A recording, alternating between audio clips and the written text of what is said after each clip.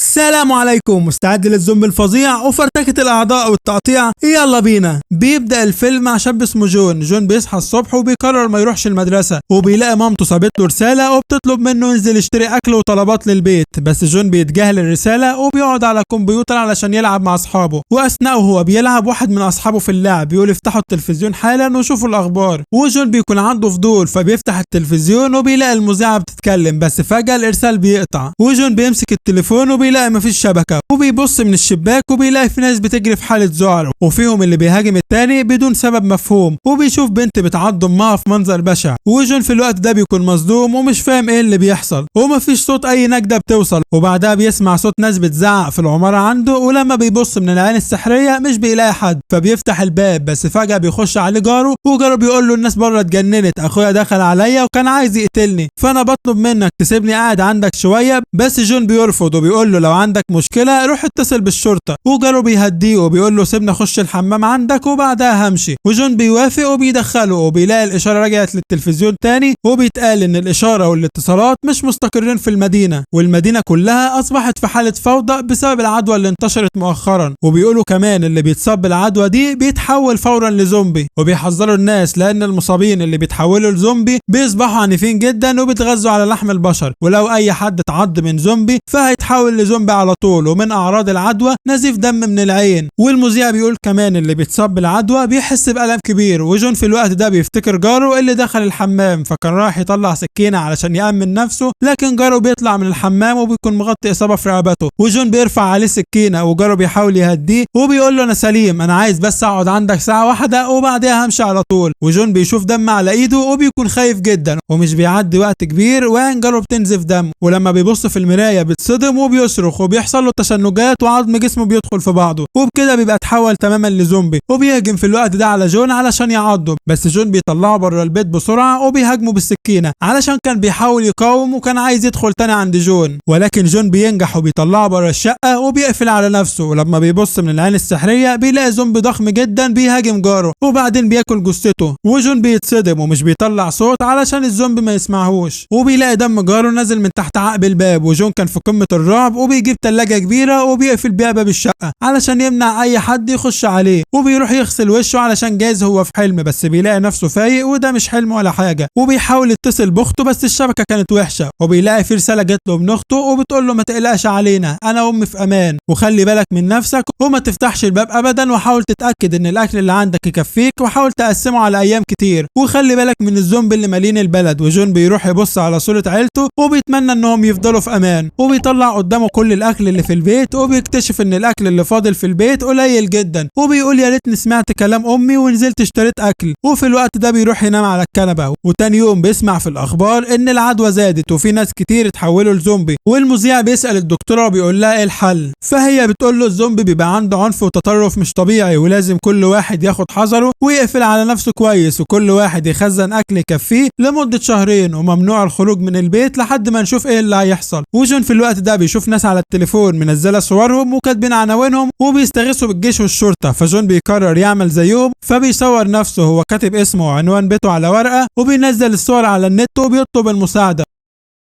وبيشوف فيديو لواحد خارج من بلكونته بالموبايل بالشكل ده علشان يحاول يلقط شبكة، وفعلا الراجل لقط شبكة لكنه بعدين فقد توازنه ووقع من البلكونة، وجون بيجيله فكرة من الراجل ده وبيروح يطلع طيارة درون وبيلزق فيها التليفون بتاعه وبيوصل الدرون بالنضارة وبيتحكم في الدرون وبيخليها تطير في الجو، وبيشوف منظر العماير والناس اللي اتحولت لزومبي وبيخلي الدرون تطير لفوق علشان يلقط شبكة، وفعلا الفكرة بتنجح وبيلقط شرطة شبكة، وجون بعدها بيتصل باخته لكن لسوء الحظ الدرون بتفصل شحن وبتقع منه هي والتليفون في الشارع، وجون بيخش في حالة يأس وبيقعد على الكمبيوتر وبيلعب شوية علشان يضيع وقت، بس مش بيقدر يكمل لعب بسبب تعطل الشبكات، وبالليل بيسمع أصوات جاية من الشارع فكان بيبص من الشباك بس فجأة في رصاصة بتتضرب ناحيته، وبيطلع ان في شرطية بتحاول تقتل الزومبي وتفلت بجلدها، لكن الزومبي كان عددهم كبير وخزنة الرصاص اللي معاها بتخلص، فبتطلع ذخيرة علشان تحطها في المسدس بس مش بتلحق تقتل الباقي من الزومبي، والزومبي بيهجم عليها فهي بتقرر تنتحر وتقتل نفسها. نفسها بس مش بتعرف، والزومبي بيوقعهم من المسدس وبيجرجروها على الارض. وجون كان شايف اللي بيحصل وكان عايز يحصل على المسدس علشان يحمي نفسه. وبعدها بيسمع صوت حد بيخبط على باب شقته بقوه، فبيطلع مضرب وبيجهز نفسه، ولكن من قوه الخبط التلاجة بتتفتح وبتتحرك من مكانها وبيظهر وراها واحد من الزومبي. فجون بيتخض وبيحاول يزق التلاجة ويمنعه من الدخول، لكن بيدرك انه مش هيقدر وبيجري يبص من البلكونه وبيفكر في فكره خطيره، وهي ان بيجري على البلكونه وبينط والزومبي بيجري وبينط وراه، بس بيطلع ان جون ما نطش وبيفضل متشعلق في البلكونه. وبيبص على الزومبي اللي وقع بيلاقيه مات، فبيحس براحه نفسيه. وفي الوقت ده بيشوف من بعيد حشد من الزومبي وبيلاقي الشرطيه اللي اتحولت لزومبي واقفه وسطهم. وبيروح جون يقفل الباب بتاع الشقه كويس بالمسامير علشان يمنع اي حد يقتحم عليه الشقه. وجون بيلاقي ان الاكل اللي كان معاه كله وقع من التلاجة بسبب الزومبي. فجون في الوقت ده بيجيله احباط لان ده كان كل الاكل اللي متبقي معاه. وفي الوقت ده بيسمع صوت واحد من الزومبي بيزعق في الشارع وبيطلع التابلت بتاعه وبيصور فيديو وبيقول ده تاني يوم ليا وانا محبوس في البيت ومش عارف اتصرف ازاي ولا اعمل ايه، وانا حاسس بمعجزه اني لسه عايش. وبعد مرور 7 ايام من العدوى بيقرر جون يطلع ازازه كحول من بتاعه والده وبيضطر يشرب منها علشان ما فيش اي حاجه في البيت يشربها. وبنشوف ان جون غطى البلكونه بتاعته كلها علشان يمنع ان اي زومبي يشوفه، وبيقعد يتفرج على الاخبار اللي بتعرض مشاهد للزومبي اللي مالين الشوارع. وبيروح يطلع اندومي وبياكل وبيرمي ريموت التلفزيون، فبيجي في ازازه الميه. فجون بيتضايق لان الميه مقطوعه والميه دي كانت هي الميه الوحيده اللي متبقيه معاه وكان لازم يحافظ عليها، فبيبقى ندمان على الميه اللي اتكبت وبيضطر يشرب الميه اللي اتكبت من على الارض.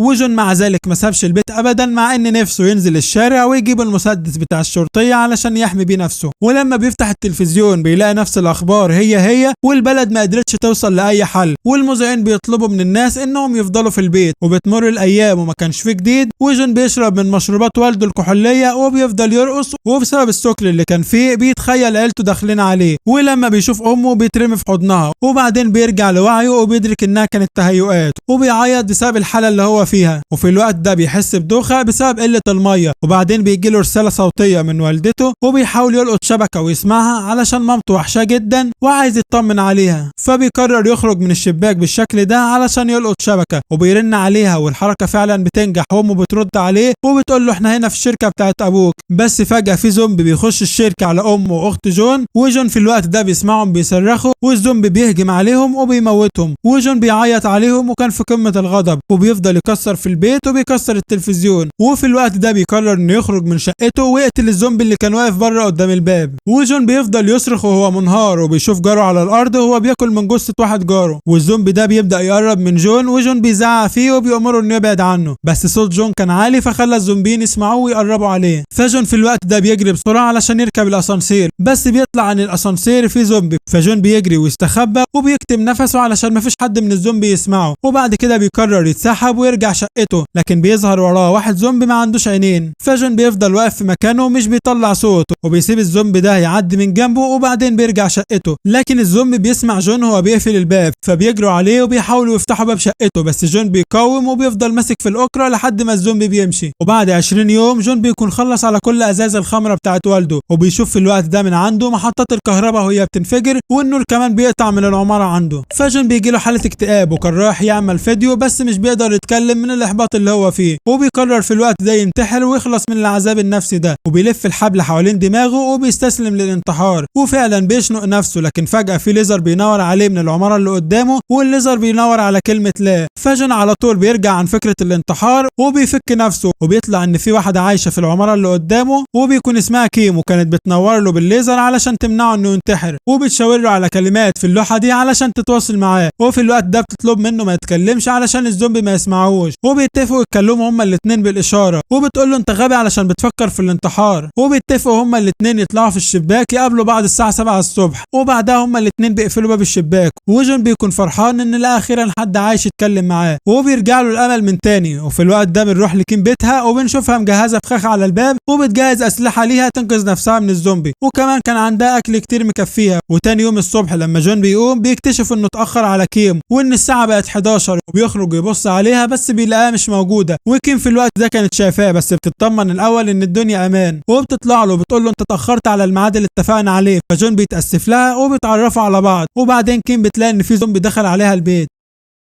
فبتدخل بسرعه وبتشوف الزومبي اللي اقتحم بيتها كان متشعلق في الفخ اللي هي عملته، وهي بتمسك الشاكوش وبتقتل الزومبي ده. وبالليل كانت الدنيا بتمطر، فجون وكيم بيستغلوا الفرصه دي وبيطلعوا كل الكوبايات والاطباق اللي عندهم علشان يملوها بالميه. وتاني يوم جون بيطلع لكيم في الشباك الساعه 7 الصبح، وبيكون باين على جون انه جعان جدا، وكيم في الوقت ده بتفهم وبتحاول تبعت له اكل، وبتحدف كوره علشان تعمل حبل بينها وبينه، بس الخطه بتفشل لان المسافه كانت بينهم بعيده جدا. فجون بيطلع طياره درون تانية كانت عنده وكان رابطها بحبل، وبكده بيوصل الحبل من عنده لعند كيم، وكيم بتقدر توصل شنطه فيها اكل لجون، وجون بيفرح جدا بالاكل وبيشكر كيم. بس في الوقت ده بيلاحظ ان في كارثه في الشارع، وهي ان واحد من الزومبي مسك في الحبل اللي كيم رمته في الشارع، وبيشد الحبل ده بقوه وبيسحب الترابيزه وبيوقع كيم، والترابيزه اللي كان فيها الحبل بتتعلق قدام السور. والزومبي بيستغل الموقف وبيتسلق بالحبل لبلكونه كيم، وكيم في الوقت ده كانت فاقده الوعي، وجون كان عايز يتصرف وينقذها باي شكل، وبيفضل يحدف الزومبي ده بالازايز، بس الازايز مش بتوصل للزومبي، والزومبي بيفضل مكمل في طريقه. فجون بيبعت له طياره درون لحد عنده وبيفضل يحوم حواليه بيها، والزومبي فعلا بيتشتت منها. وفي نفس الوقت كان في عدد كبير من الزومبي بيحاول يقتحم بيت جون، والزومبي التاني بيمسك الطياره بايده، وكان خلاص دخل شقه كيم، ولكنها فاقت وقطعت ايده وقتلته، وكل الزومبي اللي تحت بيفضلوا يصرخوا عليها. اما جون فبيربط بلاستر حوالين رجله علشان لما يمشي ما يطلعش صوت ومحدش يسمعه، وبيخرج في الوقت ده من شقته مع عصايه، وبيشوف جثه جاره على الارض، فبياخد منه مفاتيح شقته، وبيخش شقه جاره وبيفتح الثلاجه وبياخد كل الاكل اللي يقدر عليه، وبيلاقي في جثه نايمه في الاوضه دي، وبيخش الاوضه وبيلاقي فيها جهازين لاسلكي وبياخدهم، وبيتاكد ان الجثه دي صاحيه ولا ميته. وفجاه في زومبي بيهجم عليه من ورا، وجون بيتحمى في الجثه الميته وبيفلت منه وبيرجع شقته تاني، وفي الوقت ده بيستمتع بالاكل اللي جابه من شقه جاره، وبعدين بيبعت شويه اكل وجهاز لاسلكي لكيم، وتاني يوم بيتواصلوا سوا مع بعض عن طريق اللاسلكي. وجون كان فرحان ان اخيرا قدر يتكلم مع حد، وهي بتشكره على كل الاكل اللي بعته، وبتقول له انا اكلت الاكل كله، فهو بيقول لها انا اللي لازم اشكرك لانك انقذت حياتي، فبتقول له انا ما انقذتش حياتك، انت اللي كنت عايز تعيش ولقيتني سبب تعيش علشانه. فجون بيقول لها على اي حال لولاك انا كنت زماني ميت، وبعدين بيغيروا الموضوع وبيعملوا اكل سوا هما الاثنين في نفس الوقت، وبيفضلوا يتكلموا سوا طول الليل وبيتعرفوا على بعض اكتر، وهي بتقول له انها بتخاف من الاماكن العاليه. فجون بيستغرب ازاي واحده قطعت ايد زومبي وتبقى خايفه من الاماكن العاليه، فكيم بتقول له انا معتبره ان الزومبي دول مش بشر، فكان سهل عليا ان اقطع ايده. وبعدها هما الاثنين بيسمعوا صوت المطر وبيفرحوا علشان هيملوا ميه، بس بيتضح ان ده ما كانش صوت المطر، وده كان حشد من الزومبي بيجروا بسرعه كبيره وبيخشوا العماير. وفي الوقت ده جون وكيم بينزلوا على الارض وبيحاولوا ما يطلعوش اي صوت، لكن كيم بالغلط بتوقع الترابيزه دي،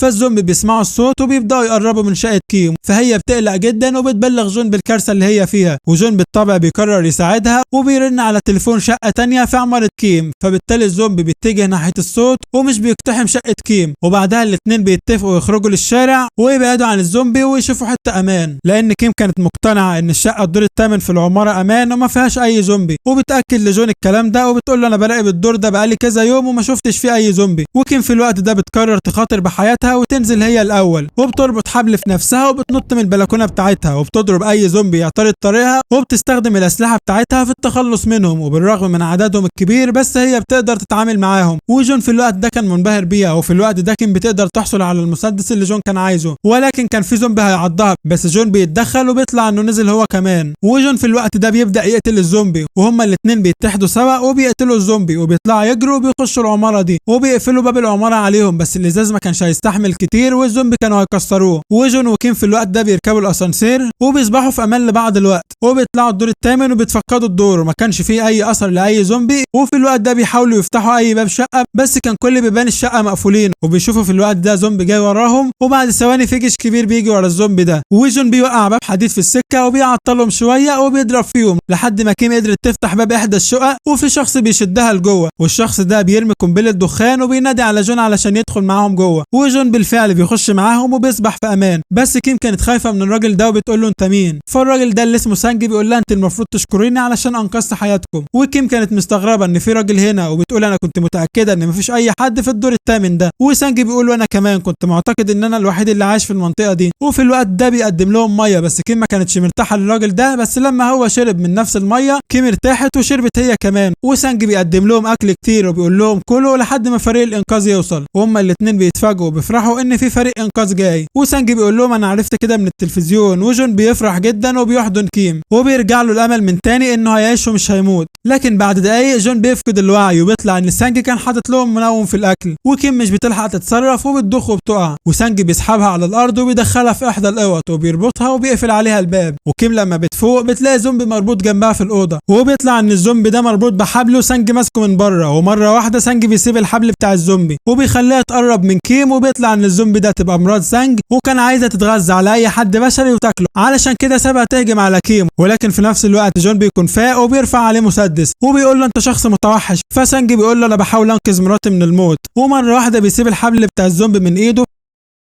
فجون بيجري بسرعه ويمسك الحبل علشان يسحب الزومبي ويبعدها عن كيم. وفي الوقت ده سانجي بيروح يسحب سكينه وبيقول لجون سيب مراتي تاكل كيم وهسيبك عايش وهدي لك كل الاكل اللي انت عاوزه، وبيتوسل لجون انه يوافق، وجون مش بيقدر يمسك الحبل كتير والحبل بيفلت من ايده. وكيم في الوقت ده بتفضل تصرخ وجون بيحاول يفتح الباب، ولكن سانجي بيوقعها على الارض، وبعدها كيم بتوقف صريخ وبيعتقد انها خلاص ماتت، وسانجي بيفتح علشان يشوف حصل ايه، لكن الزومبي مراته بتهجم عليه، وكيم بتاخد المسدس وبترفعه عليهم، وسانجي بيسيب مراته تاكله وتتغذى عليه ومش بيقاومها اطلاقا. وكيم في الوقت ده بتطلق عليهم النار وبتقتلهم هما الاثنين، وكل الزومبي اللي حواليهم في المنطقه بيسمعوا صوت ضرب النار وبيبداوا يتجهوا ناحيه الشقه اللي فيها كيم. وجون وكيم بيسمعوا صوت الزومبي بيقرب منهم، بيجي لهم حاله من الياس وبيعتقدوا انه خلاص دي النهايه، فكيم بتدي المسدس لجون وبتطلب منه انه يضربها بالنار. وجون بعد تفكير كتير بيسمع كلامها وكان بيعيط ومتردد، بس فجاه بيسمعوا صوت طيارات هليكوبتر وبيشوفوا الطيارات من الشباك، فبيقرروا يطلعوا للسطح علشان الطيارات تشوفهم، وبيخرجوا وبيرموا قنابل دخان وبيضربوا في الزومبي وبيشقوا طريقهم للسطح وبيضربوا اي زومبي يعترض طريقهم. واثناء وهم طالعين على السلم بيقدروا الزومبي انهم يوقعوا كيم، وجون بيتدخل وبينقذ كيم وبيحاول يوقفهم بالعجله، وبيأمر كيم انها تطلع توقف الطيارات، وهي بالفعل بتطلع للسطح، لكن الطيارات للاسف كانت مشيت، وجون بيطلع وراها وبيقفل الباب وراها علشان يكسب شويه وقت، ولكن بيتضايق لما بيلاقي ان الطيارات مشيت وبيفضل يزعق وبيطلب المساعده من اي حد، ولكن بيدركوا ان دي خلاص النهايه. والزومبي في الوقت ده بيكسروا الباب وبيجروا ناحيتهم، وجون بيقتل 2 منهم بالمسدس، ولكن الرصاص اللي معاه بيكون خلص، وفجاه في طياره تبع الجيش بتظهر والجنود بيفتحوا النار على الزومبي وبيقتلوهم كلهم واحد ورا الثاني، وجون وكيم بيركبوا معاهم والطياره بتاخدهم وبتطير لبعيد. وبكده يبقى كيم وجون عاشوا بمعجزه. وجون في الوقت ده بيسمع في الراديو ان في اكتر من 50,000 واحد في المدينه اتصابوا وتحولوا لزومبي، والمدينه بقت شبه مهجوره من السكان، وبيطلع ان الجيش عرفوا مكان جون من خلال الصوره اللي نزلها. وهنا فيلمنا بينتهي، ما تنساش لايك للفيديو عشان تكون اول واحد يوصلك الفيديو الجديد، اشترك في القناه وفعل زر الجرس. سلام عليكم.